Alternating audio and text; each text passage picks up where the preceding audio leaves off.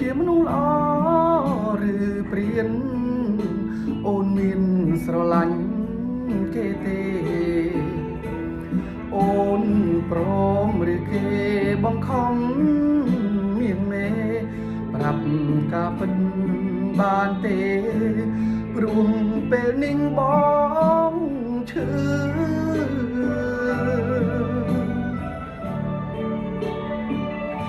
ទៅរៀនភ្នំពេញដួងចិត្តទុនទិញសាងអនាគតអូនដែលបងនឹកបំផុតសែនរន្ធត់ពេលដែលបានលឺនៅមិនសុខត្រឡប់មកស្រុកឲ្យអូនបំភ្លឺរឿងអូនរៀបការជាការពិតឬព្រោះបងចង់លឺចេញពីមាត់អូនរៀបការថ្ងៃណាអតីត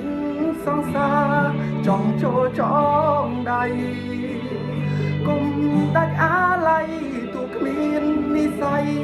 ខ្លាយជាប្តីអូនអនុស្សាវរីយ៍រឿងយើងទាំងពីរនឹងរលាយសូន្យតែចង់ជូនពរស្ងួនព្រោះយើងធ្លាប់ស្រឡាញ់គ្នាអ្នកក្រចិត្តស្មងមិនស្ដាយក្រោយសងដែលស្រ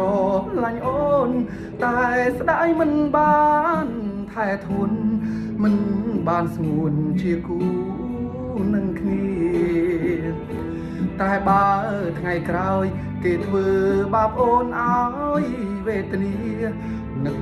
បងផងពុំងារព្រោះទ្រង់កំព្រានៅតែចាំអូន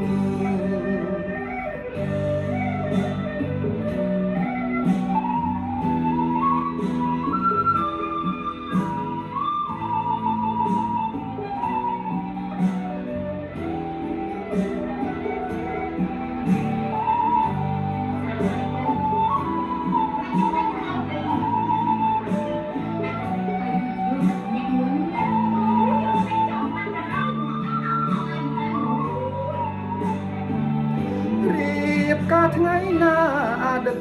សង្សារចង់ចូលចងដៃគុំដាច់អាឡ័យទូគ្មាននិស័យខ្លាយជាប្តីអូនអនុស្សាវរីយ៍រឿងយើងទាំងពីរនឹងរលាយសូន្យតែចង់ជូនពរស្ងួនព្រោះយើងធ្លាប់ស្រឡាញ់គ្នាអ្នកក្រចិត្តស្មងមិនស្ដាយក្រោយសងដែលស្រឡាញ់អូនតែស្ដាយមិនបានថែធូនមិនបានស្ងួនជាគូនឹងគ្នាតែបើថ្ងៃក្រោយគេធ្វើបាបអូនឲ្យវេទនានឹកបងផងពុំងារព្រោះទ្រង់កំព្រានៅតែចាំអូ